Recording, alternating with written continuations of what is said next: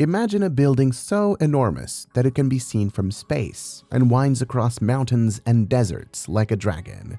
This is the Great Wall of China, an incredible feat of prehistoric engineering, not a scene from a fantasy film. But what mysteries are contained in its stones? Watch this space to learn about the Great Wall's undiscovered stories. Hi there, adventurers! We're going to take a historical tour of the Great Wall of China, one of the most amazing architectural feats in history. Not simply a wall, but an entire narrative with tales of survival, sorrow, and bravery carved into the stone. For more amazing tales, please subscribe to our channel. Together, let's solve the riddles of the Great Wall. Our trip starts far earlier than the Great Wall as we know it. China had numerous states during the Eastern Zhou dynasty. Walls were erected by these states, Qi, Yan, and Zhao, to protect their boundaries from neighboring tribes and outside invaders. Think of this as the soil and gravel equivalent of the Great Wall. Time travel to the Warring States period, a period marked by severe fighting and unstable politics. Around the 5th century BC, this was the time when the building of these state walls accelerated. During hostilities, these fortifications acted as strategic defense locations and were vital to the protection of the state's borders. Under the leadership of Qin Shi Huang, the first emperor of a united China, the true transition started in 221 BC. Upon capturing all of the warring states, he had a vision for a massive undertaking to stop the northern Xiongnu tribes from invading. The emperor gave the order to join and expand the former state's existing walls. This enormous undertaking was about uniting a country, not just erecting a wall. The early Great Wall was not the robust stone barricade we picture today.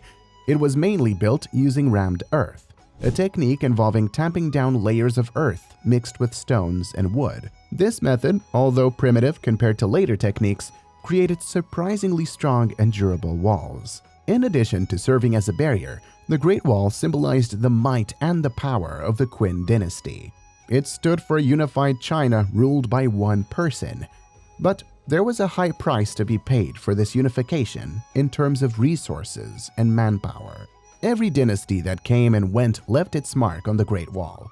The wall was greatly strengthened and expanded by the Han, Northern Qi, Sui, and especially the Ming dynasty.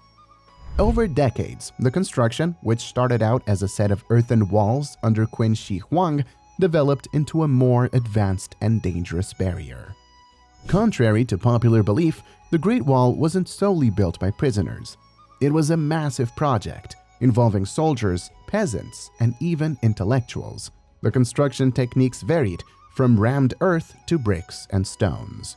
The methods used to build the Great Wall changed over time based on the region, dynasty, and materials that were accessible. Builders used native stones in the mountainous areas and stamped mud and wood in the plains. Because they were easy to handle and durable, bricks gained popularity during the Ming dynasty.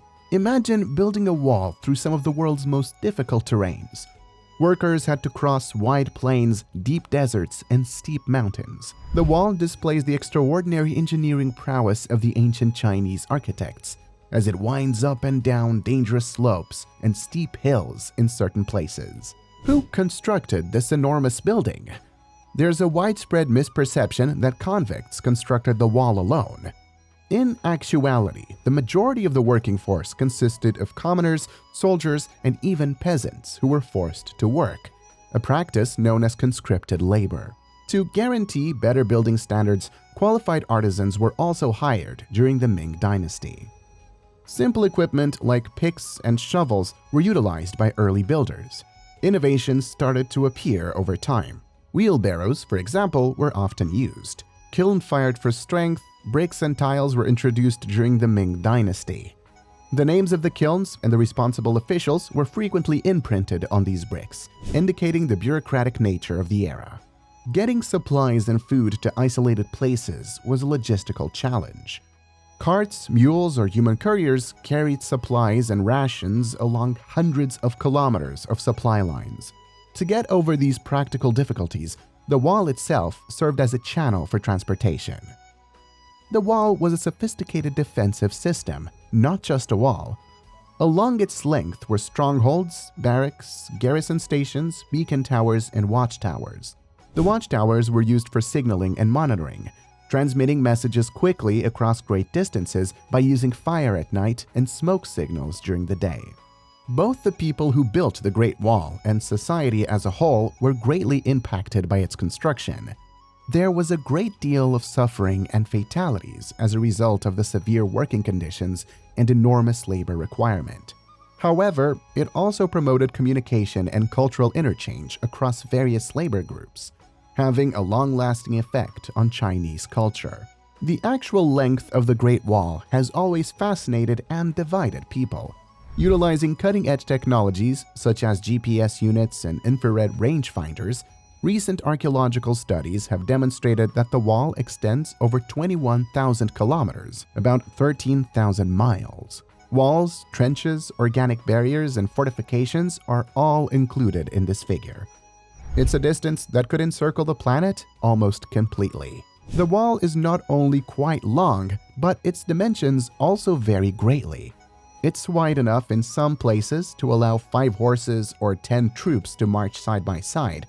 Additionally, the height fluctuates, spanning from 5 to 8 meters, about 16 to 26 feet, providing a strong deterrent to potential invaders. The wall is not a homogeneous construction. Its large length allows for drastic shifts over a variety of terrains. It's an earthen rampart in some areas and a solid stone castle in others. This variation reflects the many dynasties' building materials, techniques, and agricultural styles. The wall begins from Shanhaiguan in Hebei province on the east coast, travels across plateaus, mountains, and deserts until coming to an end at Jiayuguan in Gansu province on the west. It travels across 15 areas of China, passing through a variety of environments, including the Yellow River and the Gobi Desert. Over the course of 2 millennia, the wall was built through a series of builds and restorations rather than a single uninterrupted endeavor. Several dynasties, most notably the Qin, Han, and Ming, added their own unique portions to this enormous construction with the goal of strengthening and expanding the wall. The Ming dynasty constructed the most well-known portions of the wall. They employed more durable and easier to transport bricks, which is how the walls got its recognizable appearance.